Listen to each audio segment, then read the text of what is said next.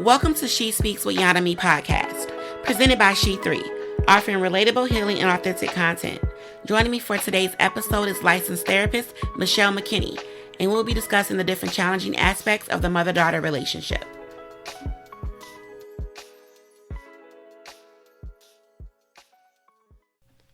Okay, and we are back.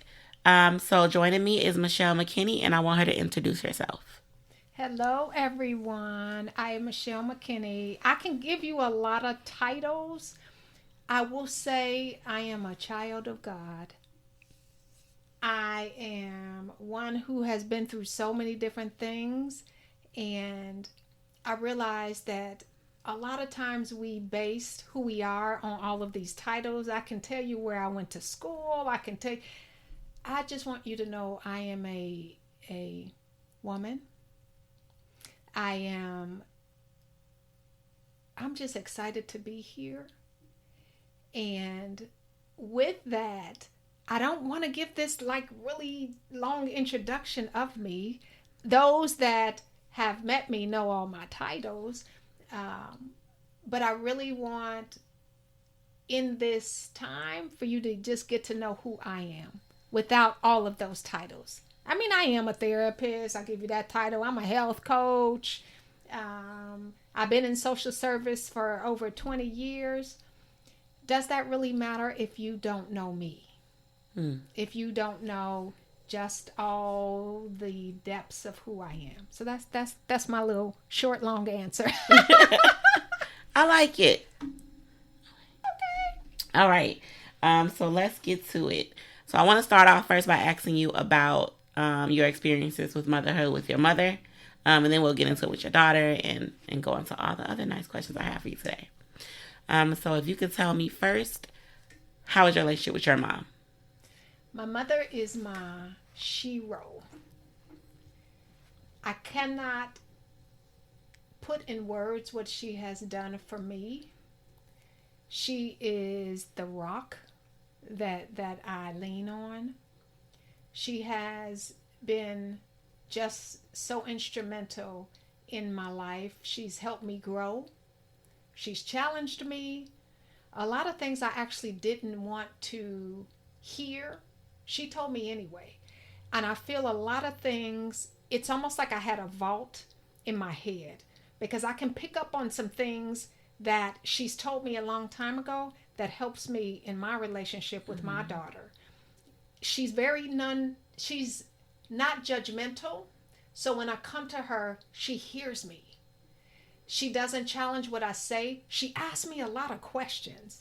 And so it makes me kind of step back and think, When I was younger, though, I'm not going to act like it was okay. I fought her and I made the little girl face and I actually had this shirt that said leave me alone, and at the age of, it was funny, 15, 16, I would wear this shirt, leave me alone. It would make her laugh, and she said to me one day, you'll get this back soon. That very funny. But she's given me a lot of nuggets that really help me in balancing myself as a woman, as a mother, as a person. And so I'm really appreciative of her. And has it always been like that, even from when you were younger? How she navigated you guys' relationship? Not challenging you, asking you questions, really listening to you? Or was it a growing point? She actually did. One of the things, she made me think at a young age of what I did. Okay. And so we'd have to sit down and talk about decisions that I made. And she would ask me questions. Now, while sometimes I did it because I felt like it, it wasn't the best thing. It did make me grow, thinking more about the decisions that I made. I like that. Okay. And so, in seeing your mom's relationship with your grandmother, can you tell me what that looked like growing up and now, but more so growing up? My mother is she's so humble. She's a servant. And when I say that, she tends to the needs of my grandmother. My grandmother's a little bit older, and so she helps her. She talks to her, she talks with her. So it's a very loving relationship. I appreciate what I see, and it just allows me to see the beauty in their relationship. And what transfers over to your relationship with Elise?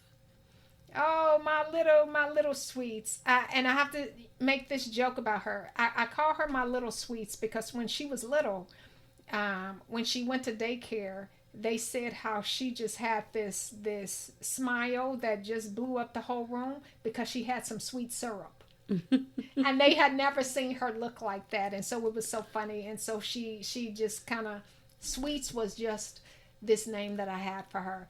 I realized the responsibility that I had to just really guide her.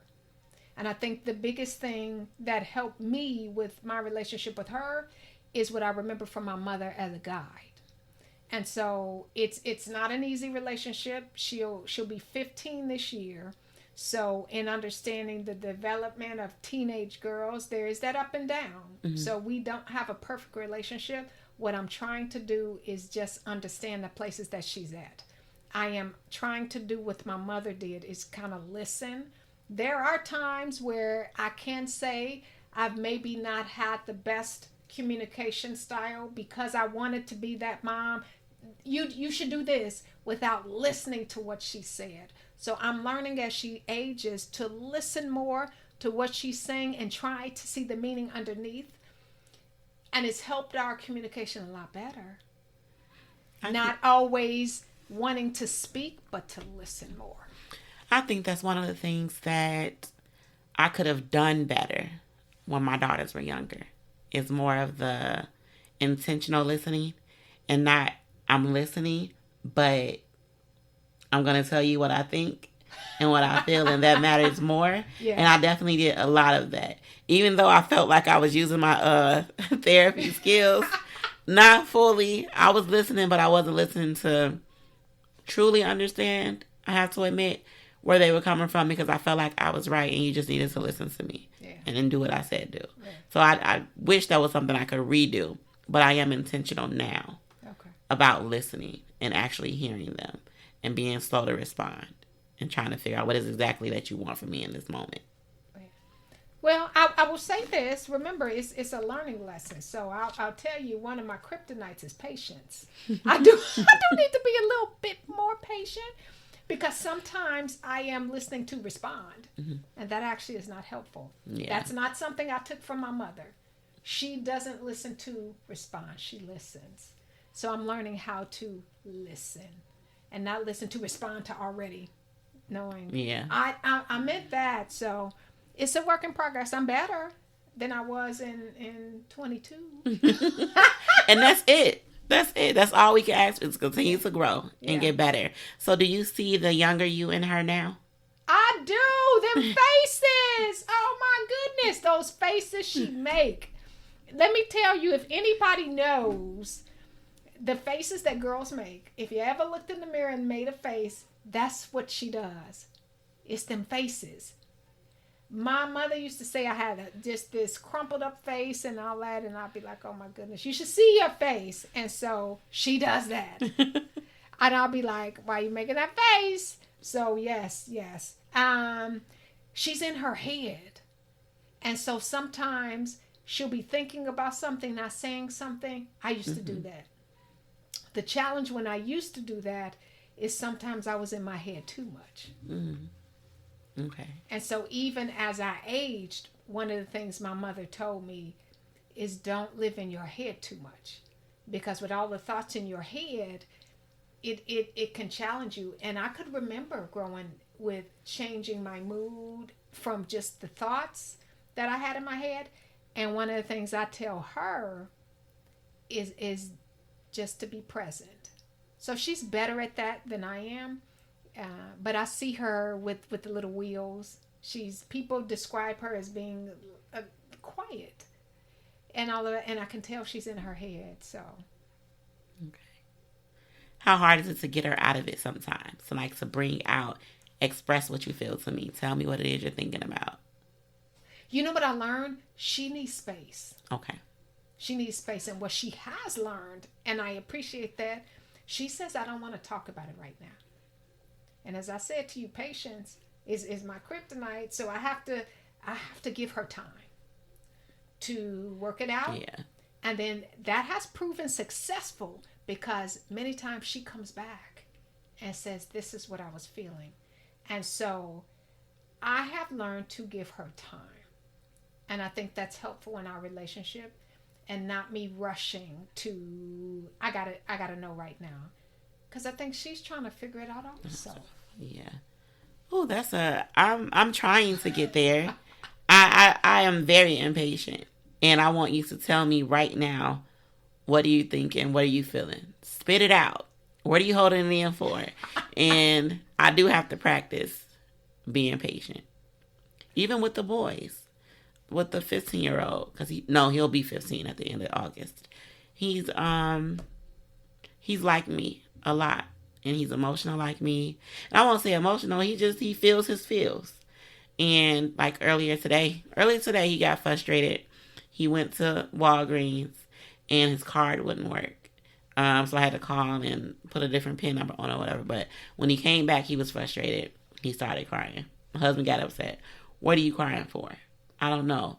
Well, why are you crying then? And I'm like, it's not that serious. Just calm down and it'll be all right. I called. I fixed the PIN number. I gave him his new PIN. It's cool. But he gets frustrated like me. And when I get frustrated or upset, my go-to is to cry. Not because my feelings is hurt, but I'm frustrated. Yeah. So I try to be more patient with him because he's not a talker like me. And I'm a talker now. And even though I was a talker in my teenage years, it wasn't to my parents. Okay. It was to my friends. Okay. So I'm trying to be patient. I think that's a triumph for a lot of us because I'm not patient. And I'm trying and I'm learning. And like I wouldn't have never guessed that. Man, because I'm in my head. I'm just like, You know what? I'm learning. How about this? I'm learning from her because she'll say, Mommy, can you give me a minute? Okay. I'm like, what? Okay. So she slows me down. Mm-hmm. And I will say this. I so believe she is this voice that slows me down. Because she'll say something. I'll be like, how old is she? Can you give me a minute? And what I realized is I didn't give her a minute. I'm just trying to move along to this conversation or doing something. And she's like, slow down. I'm the talker. She's actually not. So I'm she's not. She's more quiet than me. People would describe her more quiet than me. I'm the talker. I am. That's the However, I'm described as an introverted person. I am. I describe myself as that.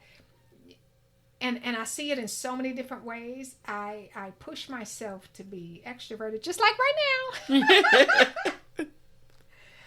But I'm quiet too. But then that's that other side that I push myself to be. Yeah. So then it starts talking and talking and talking. I don't know. Maybe that's nerves. Or maybe not even nerves. Maybe just trusting where you are at that moment. Yeah, maybe. Yeah. You got to get comfortable, to know, do I want to talk to you or do I want to talk in this space? Yeah. So I won't say it's nerves. We're just cautious. Yeah. Okay. What has been some challenging aspects in your relationship with your mom? Me not listening. Because there's a lot of decisions that I made that had I listened to her. And she's never been one, as I have been older, to push her decisions on me. She's asked me to kind of think about things. She'll give me the other side of, you might want to look at it like this. I ain't want to. It goes back to that patient. When I was younger, I ain't like to be corrected. I am considered a hard-headed child. I always needed to do it my way. I got in trouble in college. Yes, Mom, she already know. Because I was just not listening but I think the biggest thing is just not listening to her. Kind of wanted to do my own thing. And then what I realized is as I got older, I wouldn't say anything to her because I didn't want her to tell me what I didn't want to hear. Yeah. That's the hard-headed part of me. which means you also knew. Yes, I did. Yes, I did. Yes, I did. So I know you want to witness to how your mother grew up, but is that how her mom was with her as well? I Is that where she got her patience from and her communication style from? No, my grandma ain't patient. No, you know where she got it from? My grandfather. Okay. My grandfather, I would call is this calm water. So she has, you know, where she got from my grandmother's strength. She got this strength that I see, and I think it is so remarkable. And so when I kind of feel certain things in my life that I don't feel strong, I remember her and my grandmother. However, my grandmother, not patient. My grandfather, patient. So my mother has the combination of both of them, and I have been able to reap both sides of that. So I know that the mother-daughter relationship is separate than how a mother mothers her sons. So was your mom just as patient and communicated the same way with your brothers too? She sure did. And I have to tell you this funny story, and I didn't ask my brother to get permission to share, but I am anyway, because I'm the sister. I'm the older sister. When we were younger, because she wanted to talk about things, my brother said, just give me a spanking. I don't want to talk about it. I don't feel like talking. Because she was He chose a spanking over talking. She didn't do it. We did something, she made us think about it. She would sit us at the table and have us kind of think about it and talk about it. And he said, I don't want to do that. But she didn't. She didn't spank him, but he would prefer. So when I tell him the story, he'd be like, he don't remember. She remember. I remember. Yeah, so she was the same. So funny. She wanted us to learn how to think about things. She wanted us to be communicators. One of the things that she taught us was our voice. And we don't need permission to have our voice. Yeah. So that's one of the things I try to be mindful about with my kids, is because when I was growing up, I didn't have a voice. And me and my mom was talking about that on a episode we recorded, that she said she used to get mad at me because I didn't speak up. I didn't say when I wanted things. I said, well, I didn't have the permission to speak up. I would, when you're used to being told you can't ask why, you can't ask questions, do as I say, whatever I was thinking didn't matter. So I didn't have the permission to speak up. I didn't get that growing up. So I had to, on the flip side, when I became an adult, I got more aggressive. Okay. And so then I had to find a balance with that. I went from one extreme to the next, and then had to figure it out in the middle somewhere. But we were talking about, so I try to be more intentional with my kids so that they know you have a voice. I need you to speak up. Tell me what you think. Tell me what you feel. Tell me what you want. If you don't like it, I might not like that, but okay. But I need you to talk to me and tell me. How does Elise feel? Well, no. Before I go back to that, I wanted to ask you a question. So I hear a lot. My husband has also said it, and we've talked about it because I don't agree that the fact that you have to parent your boys different from your girls. Now, I do agree that you have to teach. I don't want to say teach boys certain things, but they are different from girls. There are certain aspects of manhood or whatever that you have to teach your boy that you won't have to teach your girl, which is cool. I get that. But I still think that everybody should be parented the same. The difference is where it comes in when you trying to figure out what each kid needs individually. And then that's the difference. But other than that, everything else should be the same. But a lot of people don't agree with that. What do you think? I think that it's a lot of different ways you can look at that. I think that the foundation should be the same of love, mm-hmm. understanding, direction. Because whether you're a boy or a girl, you need direction. You need love. The details of how that looks could be different. What I've learned as a stepmom, because I'm also a stepmom, a extra mom, a bonus mom. You could call it any. What I've realized with both of them, is I actually have done with them with what my mother did to me. And for example, when we talk about things, we are at the table, but what I know they need both is communication. There are different parts of that they need. He needs to understand certain things as a young man. She needs to understand certain things as a young lady. They both need to have a voice. Mm-hmm. They both need to feel love.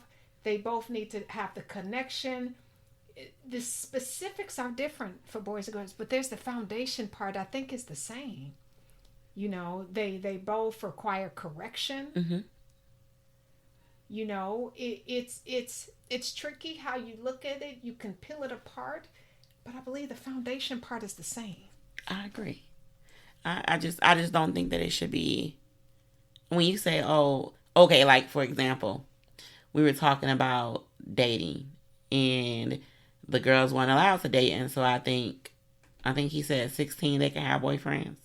But then when it comes to the boys, oh, it don't matter. It can be ninth grade, eighth grade. I'm like, no, it has to be the same. That's not fair just because they're boys. Everything is still the same with that. They just got to navigate relationships differently. Yeah. But no, that's not fair. But like, so that's one of his differences that he thinks is fine. It's not fine. Yeah. You know what I learned though? Here's the thing, and we got to remember this. Biologically, their brains are not developed. Mm-hmm. And so they are making decisions not in a thoughtful way. And so even if you looked at that and a girl is 16, a boy is 16, their brain is not developed. Or a boy is 18 and a girl is 6, their brain is not developed. What they need to understand is what we teach them about foundation. So I think in answering that question, the foundation needs to be the same. The specifics can be different. But a foundation, a discipline, correction and communication, the parenting, is all that part can be the same. That part can be the same. Okay. What has been a defining moment in your relationship with your mom? Man. Okay, and there might be a few. Yeah, so many. There's a few. It's been so many. I think. Wow. Let me think of one of the more powerful ones. Oh, I remember. Okay, so the funny thing is, you live and you learn. And I think the biggest thing that has been defining that she taught me is my relationships. I always defined myself by relationships. That's of course we know that's not okay. And I can say that years now. But she would always challenge me with what I was doing. And as the hard-headed child not listening, I would put myself in situations that hurt me and hurt her. And what I remember she would say is, your pain hurts me too. And I never realized what that meant until I had a child. And so the defining part is having my mother watch me make decisions that hurt me, and it hurt her too. Because when I was listening to her, I would remember that she would, kind of throw out things, but I want to do things anyway. And so I've had challenges as I was a young lady growing up by defining my worth by a relationship, and that hurt me. How was the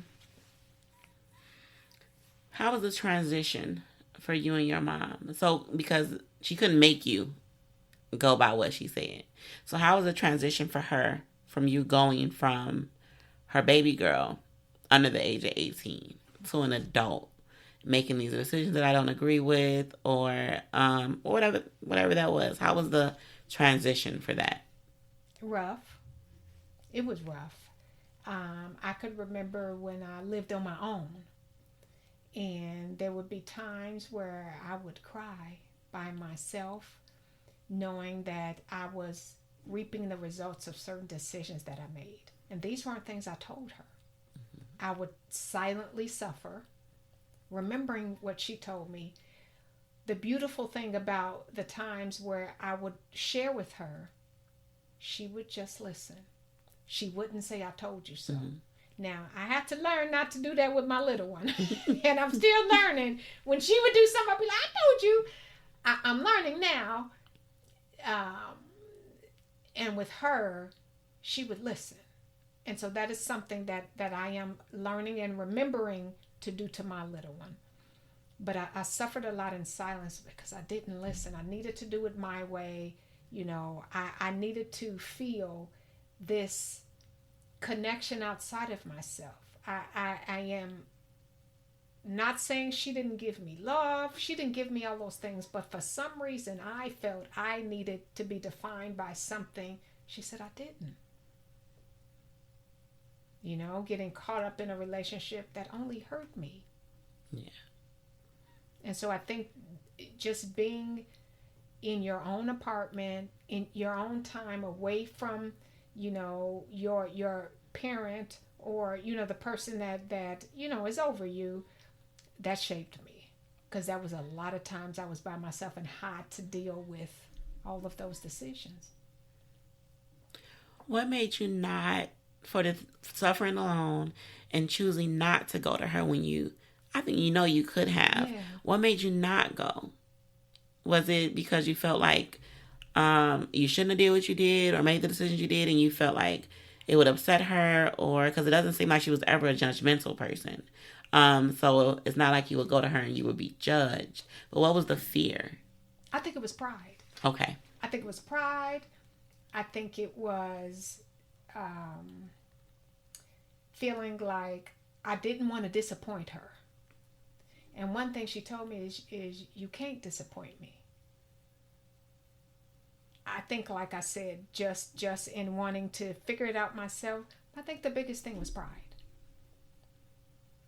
Because I knew what not to do, but I chose to go the opposite way anyway. Okay. So to go back to Elise, how do you communicate that? So I know you said you judge your worth off of relationships. So what are you teaching her? Do you guys talk about relationships now? Like me and my mother never spoke about relationships, about sex, about anything. Only thing I was ever told was don't have sex, don't get pregnant. If you get pregnant, I'm gonna be angry, and you know those type of things. But we never discussed it. Yeah. How are you navigating that with Elise? I'm learning to move a little bit faster than I would like to because of society. Mm-hmm. We had to talk about sex. We have those talks because she will be exposed to it already. I think we're in such a different age that I'm trying to do it a lot faster. I'm trying to talk to her about what it means to be a young girl of color. What it means to be a young lady who sometimes people may not like you. I'm trying to have her define herself not by others. And I'll have to say this, as beautiful as the relationship was with me and my mother, there was parts of me that did define myself in ways of others. And you know, I was what I call very sensitive. I would cry. You could make me cry. You know, I would take things very personal. That's something she actually doesn't have. So I'm like, she didn't get that from me. So we do have those uncomfortable conversations. I'll tell you, they're very uncomfortable. But because I know the society that we live in, we do talk about sex. Mm-hmm. She say, I don't want nobody touching me. I like that. We talk about relationships. We talk about communication. We talk about your body. We talk about all of those things because I know those are things that are going to come to her anyway. And with the age of social media and the phones and all that, she's actually not on social media, so I don't necessarily have that part of the concern yet. She's about to go to high school, so you know. And it's gonna be social media everywhere. Yes. You got TikTok? Are you on TikTok? Are you on Instagram? Yeah. And I found now that a lot of the younger generation, 15 and under, they have Instagram, but not to post. Just to post stories or read other stuff. So I'm not sure what else they're posting on, but I just found this out with this program I was doing with other girls. Okay. And I'm like, wow. So like, I feel like I'm getting to the age of what our parents were when they needed assistance on technology. They needed you to come over here and help me figure this out. Like, cause now I'm like, they're not even using it. Like, like we were now. I mean, we grew up in an age where we didn't have technology, of course, or social media. And I think our first one was Black Planet, right? Wasn't Black Planet before MySpace? Yeah. And that wasn't until Black Planet came out in 2002. Yeah. Well, I have to tell you, just I didn't have any of that stuff, and I didn't get a phone till I was 19. I was working. My mother was like, no phone, no nothing. So I had the house phone, and I had to be off of it by 9 o'clock. I loved my house phone. Yep, I had a curfew too on that phone, but I loved it. And you know what's the craziest thing I miss about having a house phone? This is so petty. When somebody make you mad and you want to hang up in their face, and remember you used to be able to slam the phone down and hurt somebody's ear, and you can't do that no more. It doesn't even make a noise when you end the phone call. What? How do you and your mom not cultivate? That's not the word I'm looking for. How do you and your mom continue to evolve your relationship? Maintain your relationship.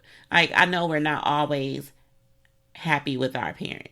And I don't mean like happy with their choices or something, but like, I don't know. It may not be that way for you in your relationship with your mom, but like for me, my mom said I'm bossy. I think I'm her boss. I think I'm her mom. And so it's a lot of stuff that we don't agree on that I feel like she shouldn't have said or she shouldn't do or something like that. And I say it, and I don't say it in a mean way, but like she was saying how she just wants me to be mad with her sometimes. So if somebody does something that makes her mad and she comes to me and tells me, she doesn't want me being logical.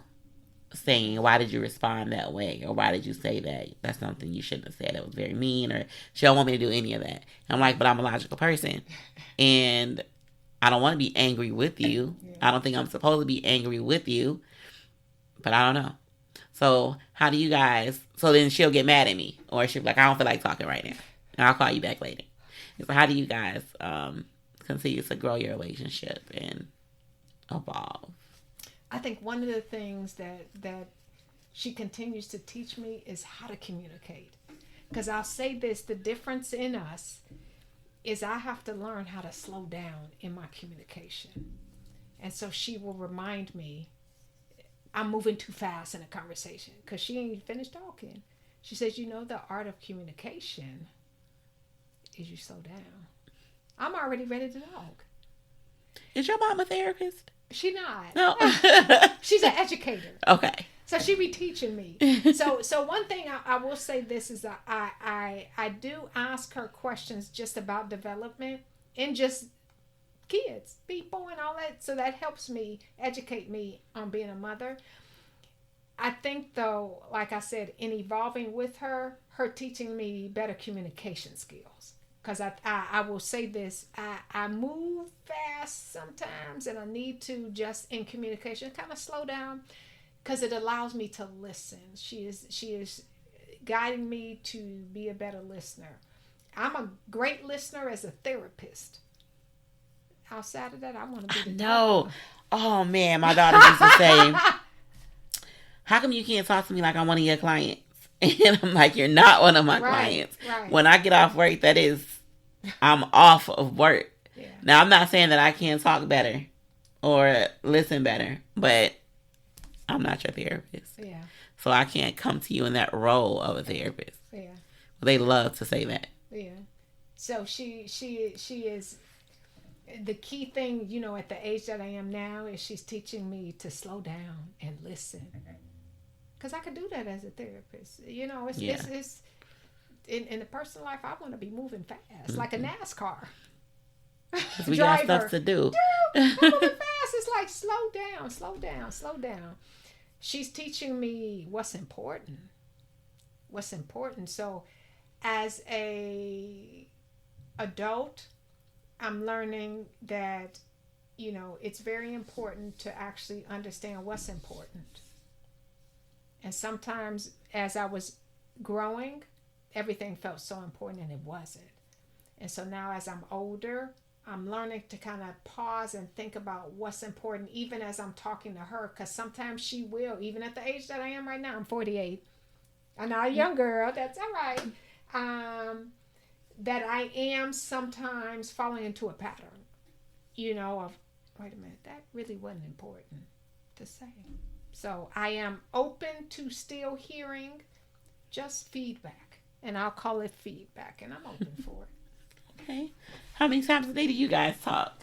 Oh my goodness. Well, you know what? My schedule has got a little bit busier, but we usually talk once a day.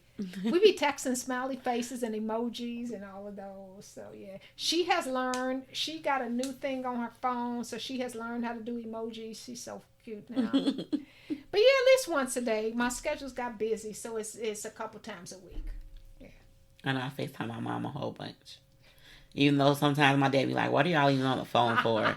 We're just sitting there. I'm typing on the computer or doing something. She's on her computer or she's watching BET and we're not saying a word. And I don't got a reason for it. We just, this is how we talk. I mean, we'll bust out in conversation and then we'll go back to being quiet again. Yeah. Yeah. But I like it. Yeah. What do you feel is the most important thing a daughter can do for her mother?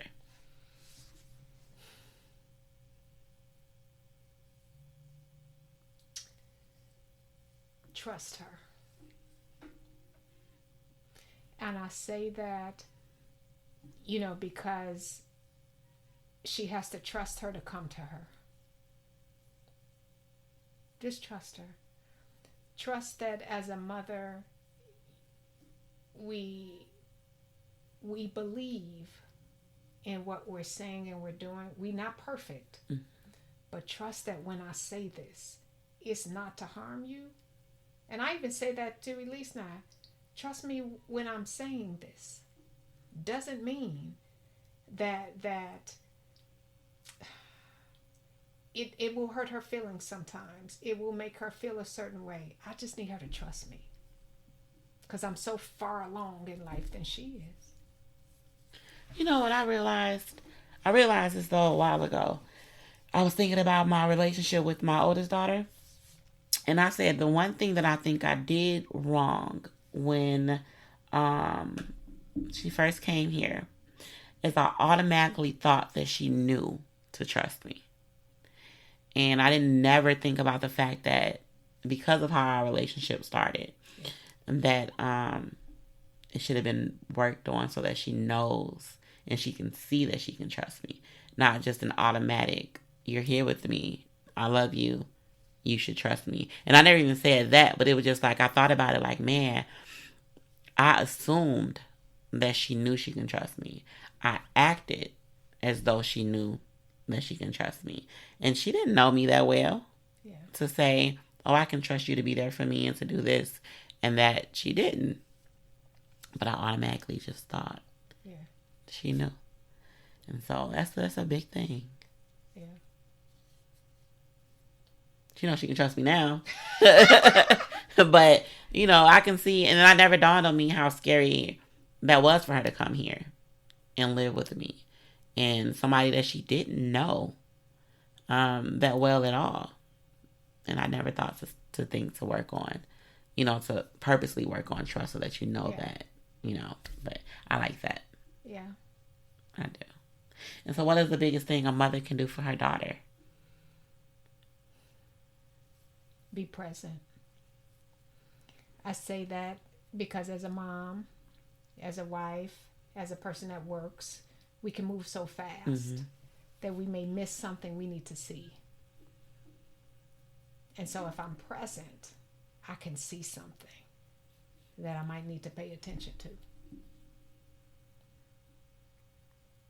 I love both of those answers.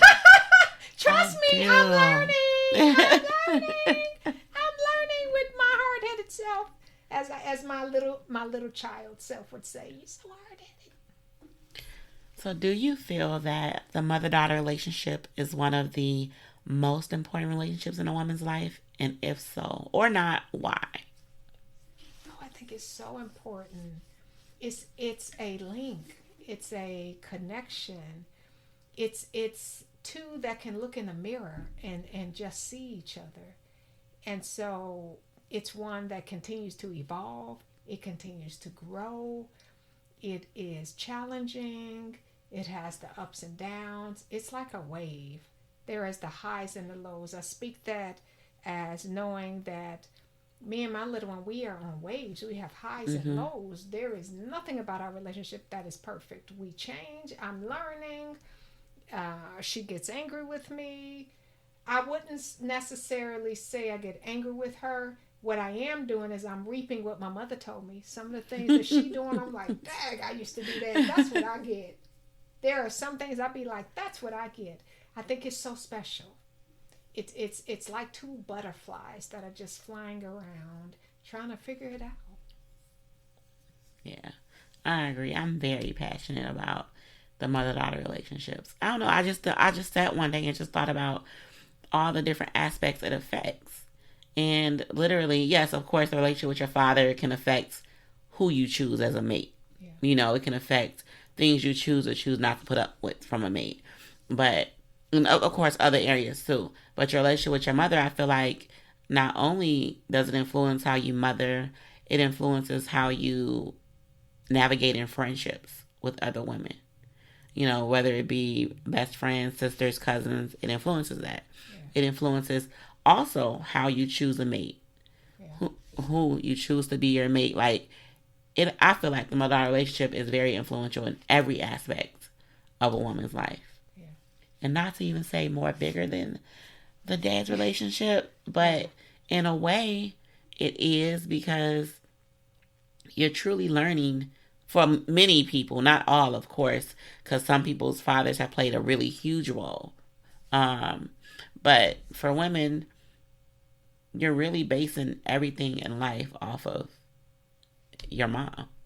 Yeah. What you saw, and I saw a meme one day, and it was like I called my mom to see if I was right or wrong in the situation. So it's my mom saying I'm right. I'm right. I don't care what any of y'all say, and it's true because I do it. I explain to her what pissed me off and see how she feel about it. She normally take my side. I'm like, all right, I'm right then.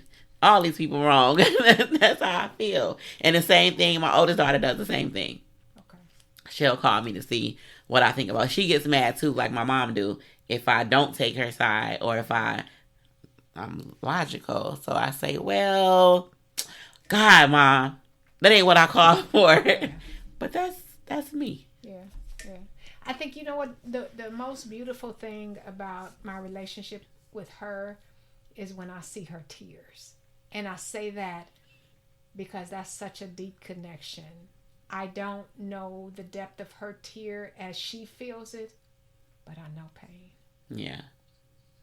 And that is the time that I am most connected to her, to be able to sit and be with her during those times. And as a teenage girl, as a girl that's growing, there are many times that I have seen tears, just about just things, life, just the body goes through different things and just all of that. So it's such a delicate connection. Thank you. So before we end, what is so Michelle is going to be presenting with me at the Mother Daughter Conference on August 19th. Woo! I'm so I am excited. she. I am she is me. And what is one of the things you want the mothers, the daughters, who's ever fulfilling that role to take away from that conference? The biggest thing that I would love for them to take away is to understand they're a link, and a link is connected forever. Yes. So what about the people that can say links can be broken? Is it truly broken and just replaced with a different aspects? I believe it can be repaired. Okay. Thank you. I love this conversation. This was fun, and I hope you all come out. Just know I don't like to wear shoes. I could have fluffies, socks, or something. I'm so excited. I'm so excited. Me too. I cannot wait. This is going to be awesome. Thank you for joining me. It is appreciated. So we're going to have to do this again. You have to pick a topic that we can talk about again. Woo! So you had fun. You loosened up. I did. You thought you was going to be nervous at first, but no. At least it didn't show. No, thank you. You're welcome. So that is all we have for today. Thank you for joining us. Don't forget to like and subscribe. Follow us on Instagram at sheisme_3 or at Facebook at she3. All right. Well, thank you guys, and we will talk to you soon. Bye.